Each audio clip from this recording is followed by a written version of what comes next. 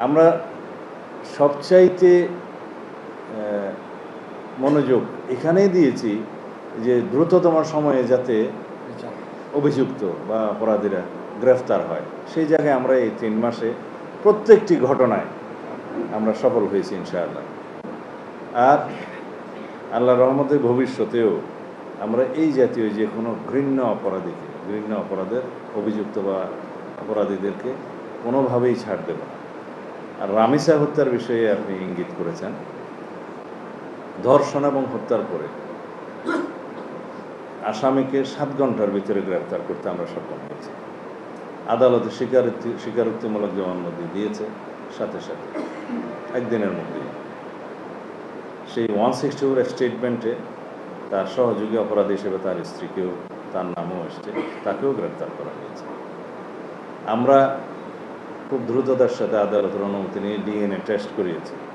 সেই টেস্ট 3 দিনের সময় লাগে, 3 দিনের মধ্যে সেটা সমাপ্ত হয়েছে। রিপোর্ট কালকে বিকেলে জমা হয়েছে। পোস্টমর্টম রিপোর্টটা আমরা হাতে পেয়েছি ইতোমধ্যেই। এগুলো সব একসাথে করে কম্পাইল করে চার্জশিট প্রণয়নের কাজটা কালকে রাতের মধ্যে সমাপ্ত হয়েছে। আজকে দিনে আদালতে সেটা সুপর্দ করা হবে, হয়তো ইতিমধ্যে হয়ে গেছে। এবং আদালত এর মধ্যে ছুটিতে যাবে, আপনারা অনেকে জানেন। কিন্তু এই বিশেষ আদালতটা ছুটি মাননীয় চিফ জাস্টিস বাতিল করার চিন্তা করছেন। এখনও হয়েছে কিনা আমি জানি না, এটা আইন মন্ত্রণালয় ডিল করছে। আমরা একজন স্পেশাল পিপি নিয়োগ করেছি শুধুমাত্র এই মামলাটা ডিল করার জন্য। সব কিছু বিবেচনায় আমরা আশা করছি যে আজকের মধ্যে তো চার্জশিট প্রদান করা হবেই, এবং খুব সম্ভবত 5 থেকে 7 দিনের ভিতরে এই বিচার কার্য সমাপ্ত হবে।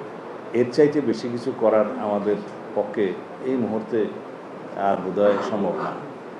আমরা আশা করি আদালতের বিষয়ে আমরা বিস্তারিত বলতে পারবো না, সেটা আমাদের ইখতিয়ার নাই।